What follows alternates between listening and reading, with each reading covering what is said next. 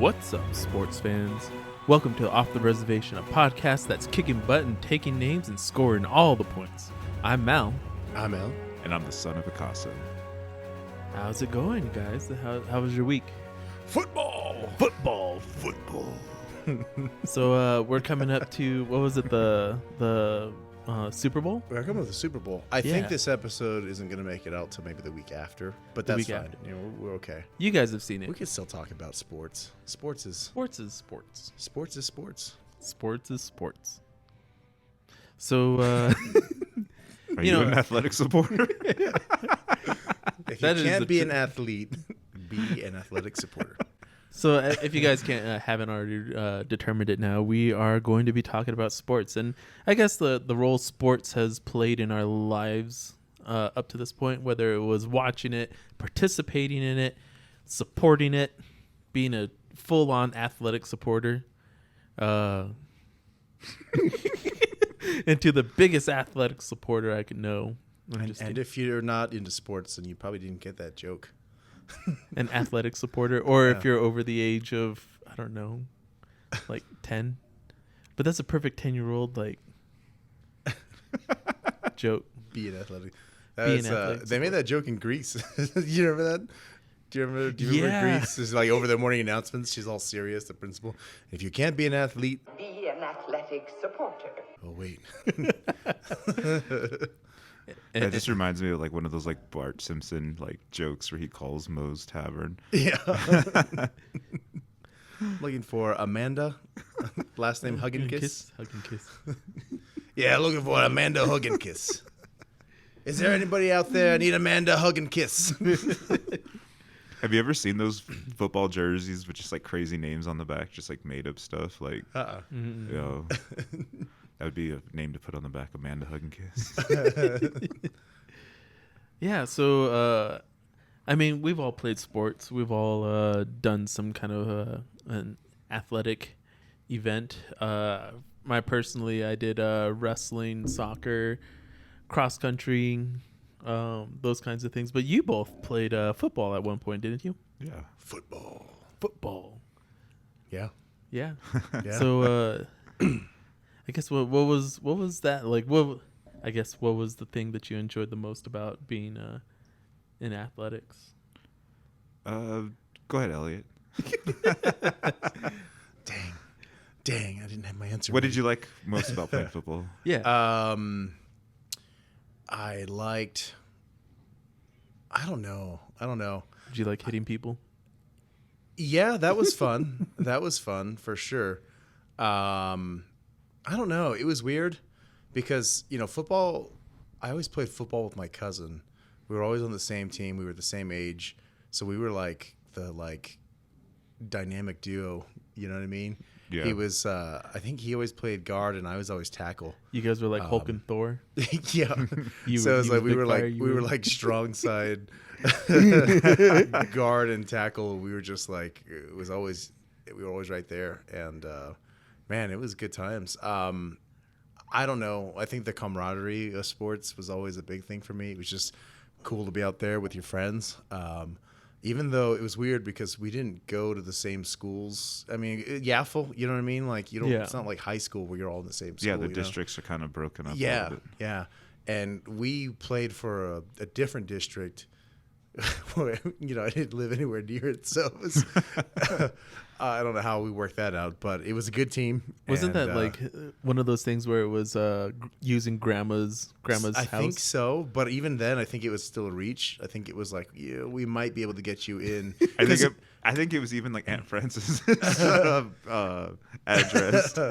Well, so we played for the Eagles, right? And they were like the Northeast Heights area. Yeah. And I lived in like Southeast Albuquerque, and like on the other side of Central, and so there was no way. I think I would have played for Highland if I was. That would have been the Highland or the Hornets or whatever that team is. Mm-hmm. A different team. And so, anyways, I remember playing with all these kids from the El Dorado. And they all lived in these they had the area we practiced in was like surrounded by mansions. Yeah, like it was crazy, and just like again, it was a weird feeling because I didn't feel like I fit in there because like, you know, I didn't live in a house. You know what I mean? Like I didn't have like a giant house with a giant backyard. And it was weird because they'd be like, oh, hey, we're going to do a team potluck this weekend, you know? And you'd go to somebody's house and it's just like, oh man, like There's like people with like elevators in their house. in yeah, that man. neighborhood. Like 2-story, like 5-bedroom houses with like a giant yard and a guest house in the back. And you're like, how big's your family? And they're like, oh, there's just 3 of us. Yeah, it's just me, my brother, and my parents. It's like, Did any of them have an in-ground hoop? I'm sure there was. There was a couple kids. I'm pretty sure that had like an actual like court like on the side that like wood floors. Yeah, it was like in the backyard, and they had like a section of concrete that was just dedicated to just like their hoop. You know, it's like. Because they all played sports. Like when we were kids, like the kids who were on your football team usually played other sports too. Yeah. And it was usually basketball, you know, was the other sport. But I had a good time, and it was always fun just to play with other kids and stuff. And then, you know, as you get older, yeah, definitely sports helps with like your aggression. You know what I mean? It's so satisfying to get a good Those raging tackle. hormones. Oh yeah. Oh yeah. Well, it's so satisfying to get a good tackle on someone. Just you make the perfect contact, and then you go down, and you're just like, oh man. Especially when you were playing another team, like it was actual like game day, you know, and you get a good tackle in, and you just like you always give that extra little like you use their body to get up off the ground because you're like stay down, you know. And it's like do the walk over their body yeah, style. Yeah. dude. Oh yeah. And it was fun, man. It was good times, like you said. Yeah, there was as a kid, it's like you definitely use it to get your aggression out, you know. But we did football, and then all 3 of us we wrestled in high school. Wrestling. Yeah. Well, we all did wrestling. Yeah, and then you and I did wrestling when we were younger. Yeah, youth wrestling. So youth wrestling was a lot of fun, and I think that was where I learned most how it was to like lose and still have a lot of fun. Yeah. Because I feel like up until I did it in 8th grade. I was always small. I was always skinny, and wrestling against other people, like they were always bigger than me. And so it was, and I was so small, like you could lift me up with one hand and like throw me around until I got like to 8th grade. And that was actually when you, Son of Picasso, you took over and you took over my training. And strict regimen, huh? A strict regiment of like exercise and everything. And it was fun. Oh, like, yeah.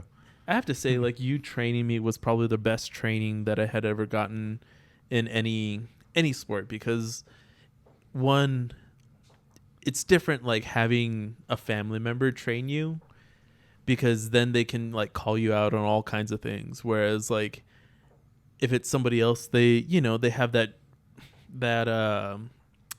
line that they don't cross.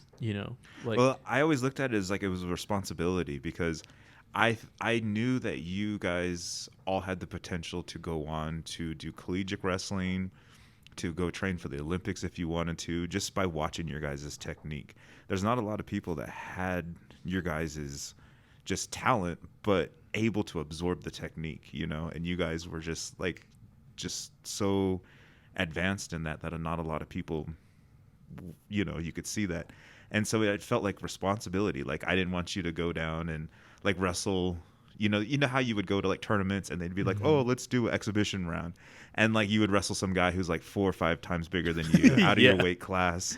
And like I remember specifically one time when you went down to wrestle for state and the guy bit you. You know what I mean? That was like, fun. Yeah. Yeah, I got bit. That. And like I look back at him, like I was mad at myself because I was like, I never should have let you go back in the ring and wrestle him again. He should have been disqualified. But I remember looking at you and I was like, Mal, just drop this kid. Just mop the floor with him. And like I just remember his feet just going boom. And like Mal just kept just going, like took him like to school, man. Oh my god. Okay. So like on the whole like aspect of like aggression, I mean like that was where like I discovered that I had so much like aggression inside of me, because anyone who knows me, like my entire life, I've like been this smiling, happy-go-lucky kid that like rainbows and sunshine like We oozed had a out of me. nickname Mouse, so Yeah. Mouseketeer. So Mouseketeer, like that was my life. And so then when I started doing wrestling and I specifically started working with you, that's when like this whole new side of me kind of grew, and I learned and got to experiment with that. Because I remember the first wrestling match after you had started training me, you were like, all right, I want you to go ahead and cross face this guy like at least 3 times. And I was like, okay.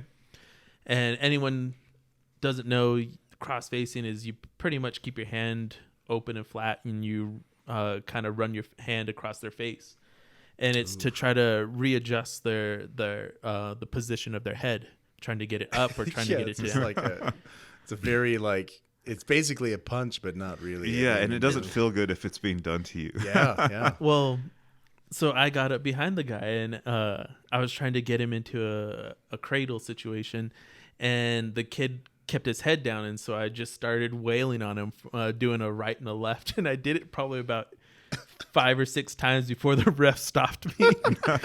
And I remember, like, at that time, he was like, hey, unnecessary roughness. And I remember looking at you, and you kind of like giving me like the quiet under the shoulder, under the arm, like thumbs up, and I was like, that's the kind of like wrestling, the intensity that you want to have to be able to like to do those kinds of things. Now, I'm not promoting like unnecessary roughness. I'm not like saying, like, it was all within the legal. Yeah, with Eagle. There's a place for it. There's a time and a place, right? If someone's just really not like if they're balling up on you and not moving and not even playing the game. Well, let's face it, wrestling is a sport of submission, right? Yeah. Like you're trying to pin somebody and you're trying to do something and run a move, and the person's job is to keep them from doing it, Yeah. And so if they're not cooperating, then your job is to make them submit, Yeah. And so but yeah, I remember those, and I remember growing up and learning a lot about myself during that time. Not that I had like over aggression, but that like I had the capacity to be aggressive, and it wasn't necessarily a bad thing. Yeah. Oh yeah. Yeah. And I think that was the wonderful thing about sports, is learning that like you can be aggressive within boundaries, within your own limits. And I mean, at the same time, like I also had times where there was one time when I got dropped on my head and everyone thought I broke my neck. Oof. And that was fun. But You were like the most flexible person we had on our team, man. You were like people could like, they would try to get you in these moves, and like you would just super like splits. yeah, and then you would just like kind of like slide your way out of it like no problem. Yeah. And everybody's like, whoa, how's this guy doing this? At that time when I was developing your style, it was before MMA really became popular. And so I taught you how to like sink in your hooks, get yourself anchored, and then you could just sit on that person's back and just get points off of them. And like you see those moves replicated now in MMA, where like they get their legs in and hook in, and then they just wail on the person. You know what I mean? And like it's crazy to think about, like wrestling translates into so many other like sports. Because I remember what got me into wrestling was playing football. Our football coach was like, "Hey, keep in shape after football season goes, come wrestle."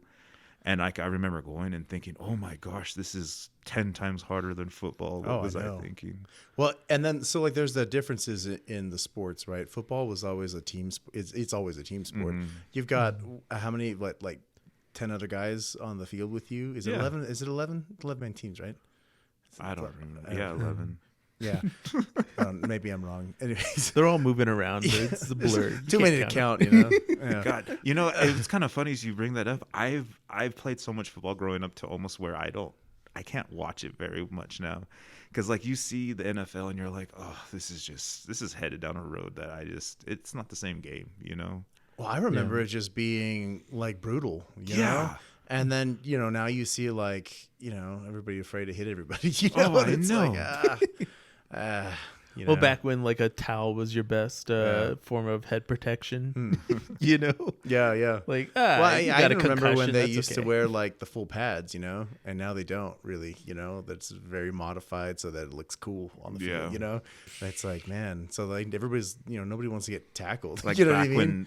an NFL career was like 5 years. Yeah, Like tops. Or even like, back like when they used to do like take risky like plays, you know what I mean? Oh, like yeah. that Yeah. was that like true like Hail Mary plays, you know what I mean? Not just like in the last 10 seconds, but they were like, no, we've got 5 minutes and we need to make something happen. Let's do it, So you just don't see that as much anymore because people are like, ooh, if we can just get to the 30, Get we'll to the kick field it goal in. range. Yeah. And then it's like, but that's not exciting, It's almost like coaching has gotten too predictable. They're like, I don't know, like I miss the we're gonna just run it up the middle and out muscle you.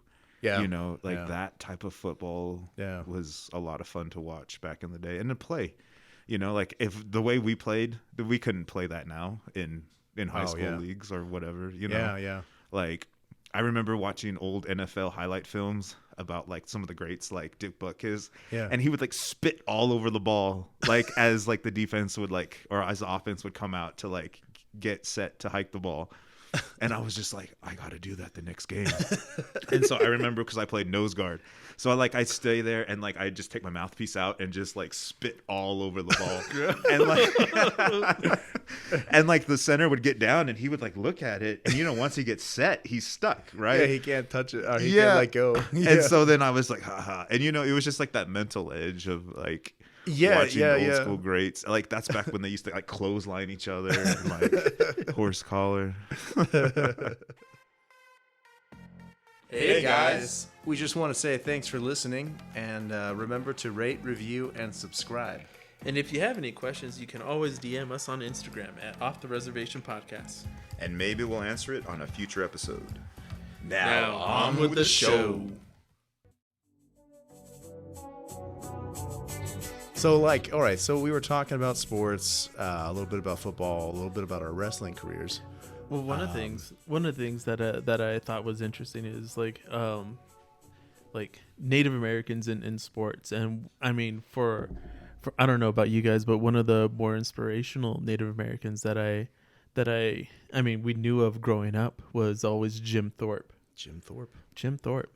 Old Bright Path. Yeah, that was his name in Lakota, and he I don't know. I feel like he was one of the like the stories I heard is he's the biggest Indian anyone ever met. He did all kinds of great things. He did football, track and field. Like he's in baseball. multiple Hall of Fames. Yeah. Like, Yeah. Professional baseball. Yeah, baseball, football, track and field. Yeah, he did it all.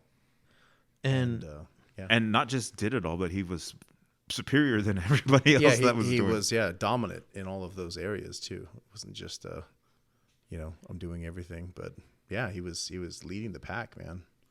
I think so after a while I actually ended up a while back I had read a book, and it was a book by Steve Sheinkin, and it's called Undefeated. It's a Jim Thorpe and the Carlisle Indian football team. And one of the things that I thought was really cool about going over this book is that actually the Carlisle Indian school football team kind of began the whole running actual plays. Like up to that point, it had been just like a free for all. There was like a bunch of guys on the field. They all took off and just hit each other and tried to run the ball. And it was actually a Native American who came up with the spiral pass and the forward pass.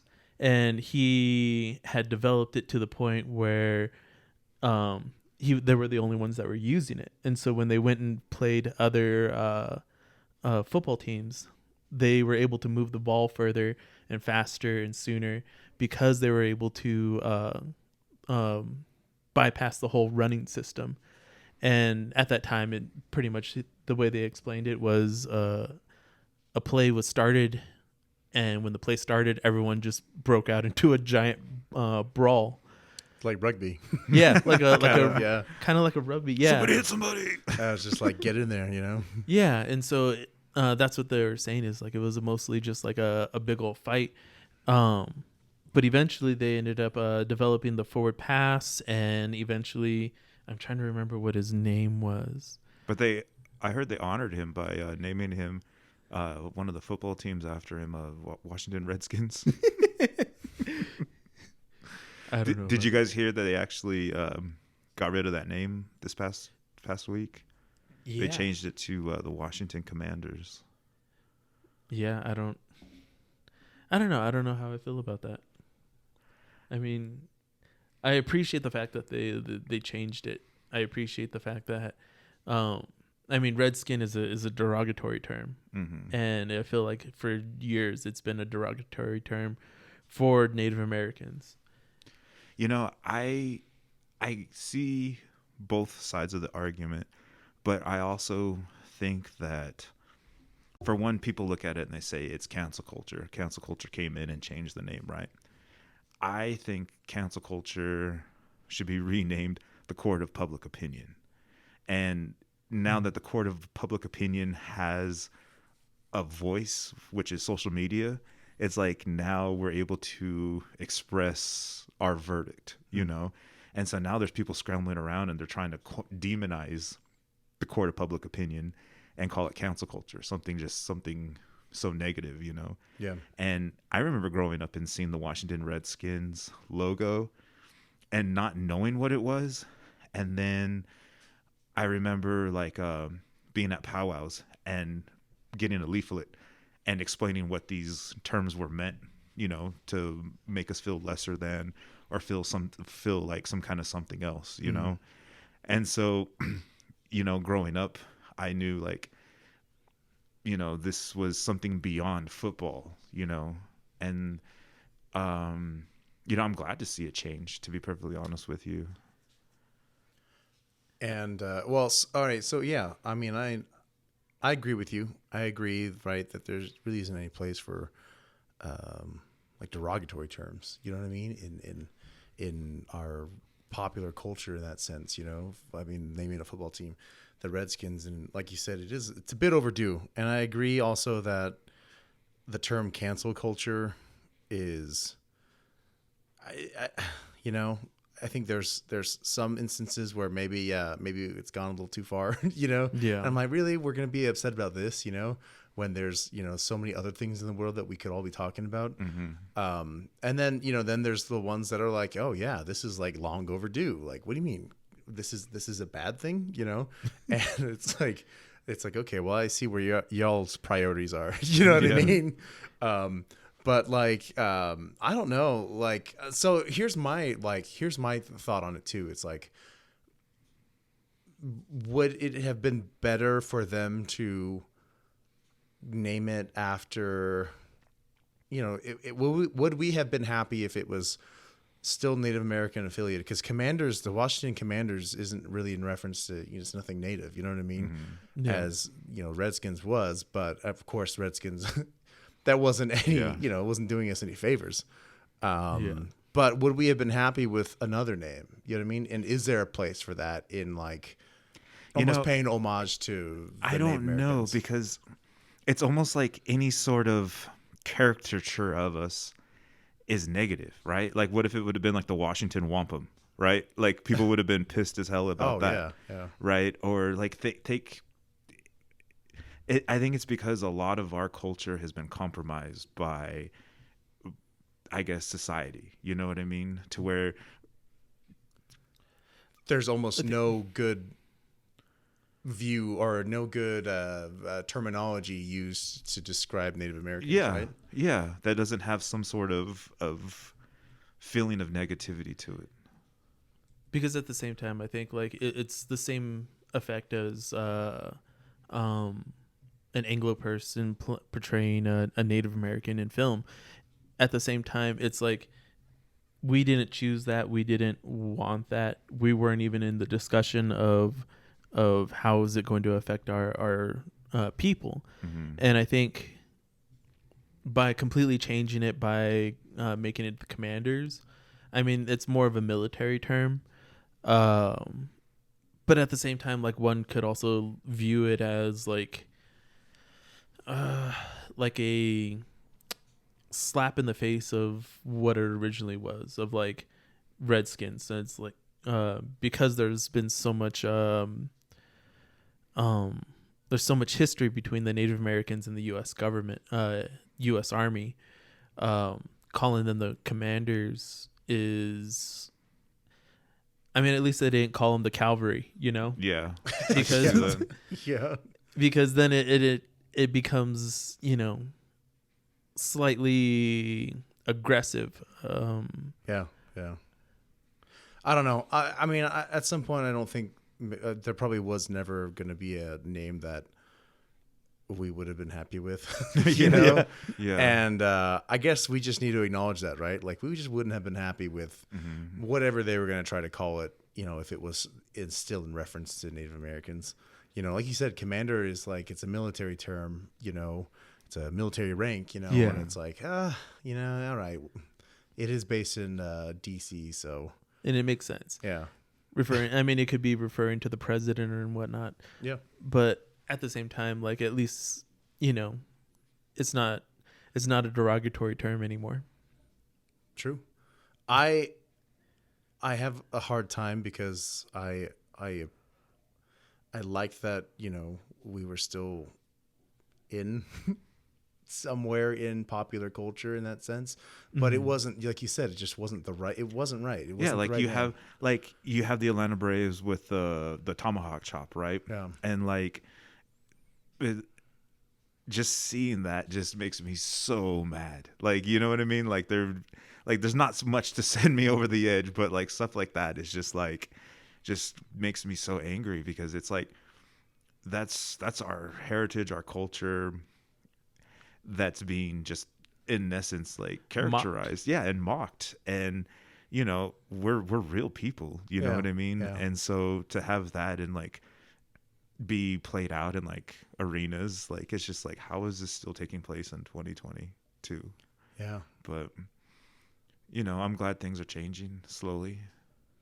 I mean, it's taken a long time. Yeah. Man, they should just kept with animal names, you know? Yeah, you know, I There's think plenty we of all animals agree out there, that, don't like, care. you know, I think people's ethnicity has no place in sports as like being some sort of get that. mascot. Yeah, because there is no subtle way to pay homage to someone's race when you have to have a mascot and a caricature, like you said, of that. Yeah. You know what I mean? Because it's just, that's what it is, you know? It's like, what, we have like the isotopes, and what's an isotope? It's like, you know, it's like, it's a molecular scientific term, you know, for what, you know, what an isotope is. But, you know, then we made this real big, cuddly, like furry looking mascot here with googly eyes. And it's like, okay, but it's like, what are you going to do when it's a Native American reference? You know, it's like, all they could do, I guess, was make big lips and make our big nose and red skin. It's like, come on. It's like, there was no other way to do it, I guess, you know? Man. And even the isotopes, before the isotopes, we were the Dukes. Oh, yeah. And the Dukes were in reference to like how the Spanish conquistadors came over and settled the Southwest. And I remember actually when that got switched over, everyone was really upset about the fact that they had changed it from the Dukes to the isotopes. But nobody realized that they were colonizers. realized that they were taking precautions to move away from something that could be potentially offensive or in that way. Plus, The Simpsons got to make the whole episode about them moving to Albuquerque. I mean, like, you know, that's from there, right? Yeah, you know, it's from The Simpsons. The Simpsons had that their team was the Isotopes. Really? Yeah. And so they had a whole episode where they're like, oh, they're moving to Albuquerque. Yeah. And then they made the movie Albuquerque. It was cool. That's funny. why there's like so much Simpsons stuff at the stadium. That makes so much sense now. It wasn't a team before. The Simpsons came up with it. That's hilarious. Man, I think that's what New Mexico's hurting for, is like a professional sports team. You know, like to rally behind. Oh yeah. Well, everybody was getting into United Soccer. Yeah. You know, and then they were like, hey, let's build a multi-million-dollar stadium and kick some people out of their homes. And, I know. And everybody's like, I don't know about that. Yeah. And they're like, and the best part is taxpayers get to pay for it. You're like, okay, maybe not that. Yeah. Well, you know, I just don't get why they try to develop that part of Albuquerque. It's like that it's already established. There's so much land other places, or not just that, like why can't they team up with one of the Pueblos and have one of the Pueblos build a giant multi-million-dollar stadium? There's Native Enterprise right there. Yeah. In fact, if you're an NFL team and you're listening to this, you need to hit up one of the Pueblos and you need to start talks about getting a professional sports team on native land. Yeah, that would be awesome. That would be amazing. Spectacular. And there's so much land. I mean, Native American Pueblos and everything, a lot of Native in American. this area, yeah. They have a lot of land. Because it's almost like Albuquerque is just expanded as big as it can go. There's, the Pueblos to the left, to the right, and then there's the Air Force Base. Yeah. And the mountain. And there's not much else there. Yeah. But yeah, I mean, if we were to be able to go out, and any of those adjacent Pueblos, they're right there. They're like 10 minutes from the heart of the city, And it's like, come on, What is the biggest sports team that we have here in Albuquerque? Probably United at the moment. They're professional, right? They're professional Major League Soccer. Yeah. I think so. Yeah. I know they have a lot of support for sure. Yeah. And then I guess the next biggest is Isotopes, right? I mean, that's probably. I'd say baseball. Isotopes is probably competitive with like men's basketball. Oh, at yeah. UNM. Yeah. Yeah. But even that men's basketball, that's collegiate, isn't it? Yeah, it's collegiate, but we don't have like a pro basketball team, right? Yeah. Yeah. So we need another pro team to come in, and I mean, I would love to go to games. Oh, that would be. I've always. I mean, I like going to UNM games, but it's just so, for football, like it's just so. Well, we haven't really won anything in a very long time. Oh, that's the worst, watching the New Mexico Lobos play, because honestly, it's their coaching and how they've done their recruitment. We're here between Texas and we're right next to Texas. How come we can't get any of those giant Texas boys to come down and play for us? Well, everyone seems to go to, New Mexico State. Yeah, but I mean, I get that, but I'm talking about the Lobos. Why can't they get that? Why, right? Like, there's something going on in that office. There's probably a stigma, to be honest. And they're like, I don't want to go play for the Lobos. Like you said, there's something that happened. See, but we had Brian Urlacher. Like, that guy was the boss, man. That was like the last, like, yeah. And how long ago was that? Great team that we ain't had, even playing no more. I know. Yeah. Well, I don't know, man. It needs to happen. Yeah. Come on, y'all. We need to start a petition. Well, what I would thought was interesting is, like, in the basketball realm, our women's basketball team had been doing really well for quite a while. And yet, what? The Lobo basketball team association was pushing more money into the men's basketball. That's how it always is, though. Which is frustrating, because they weren't doing as well as the women's were, but the women's were coming away with a lot of scores, a lot of wins, and I just feel like that the division between what they will support tends to always favor the men's sports. And I think that's why I always really just had a special place in my heart for Kobe, because as his daughter was growing up and getting into women's basketball, he started to really try to get the WNBA off the ground and invest more money into it and get other people to invest in it and get it to the level that women's basketball should be. I mean, because girls in high school are dunking now. Like, I just saw on the ground, this girl took off from and it just flew through the air, boom, just put it in. And it's like, wow, and the girl's in high school. And it's like, that's the future of women's sports. And it's exciting because I have 2 girls. So it's like that, they should be able to try to do whatever they want, Well, I remember one of the more prominent women's basketball players for natives was that Shoshone Schimmel, and her and her sister had been scouted to go play for one of the major teams and everything. Mm-hmm. And I remember like the pride that comes from knowing that a Native American has made it onto a team and that they're going to be making it a duo, like you and your cousin Elliot. Dynamic duo, man. Yeah. There's pride in that, and you can take as I don't know, a person who's just watching, you still take pride in that, and you're I mean, I was like, man, I want to support them. I want to like get the shirt. I want to like buy them shoes. I want to like, you know, help their career out in some way, in whichever way I can. And I think that's one of the things about natives is like natives always love supporting one another, even if they have nothing invested in it. You know, we always want to support one another. Yeah. And that right there is the crux of this episode, y'all. Support each other. Yeah, support. And bring a pro team to Albuquerque. Make it happen. And we need it. And Gatorade. Real bad. And stay hydrated. And stay hydrated. Cool. All right. And this is, I think we're at the end of our episode. Yeah, this is it, guys. We're trying a new format. Hope you guys like it. Trying something a little different. And by different, I mean maybe just a little bit shorter. You know, we realized that like the first 30 minutes of our podcast, we felt really good going through it. Not that the second half was bad. It's just, you know, first 30 minutes was always like cherry. And so we thought, you know what, let's do a George Costanza here and go out on the high note, you know, while we can. So if you guys are liking this new format, I think we did it last week. And this is the second week of trying it out.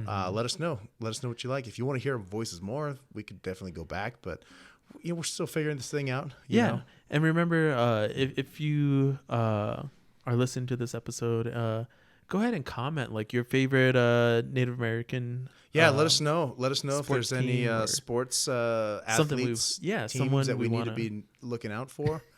Give them a shout out. You know. Yeah, we'll shout them out. And remember to rate, review, and subscribe. And we're actually going to start putting in a preview of our next episode. Yeah, so stay tuned. Stay tuned for our preview. Check it out. Thanks, guys. Thanks for stopping by.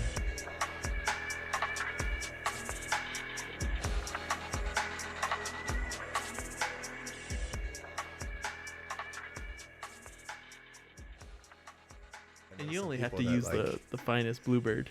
Oh yeah. If you're gonna make fried bread, start with bluebird. That's the flour.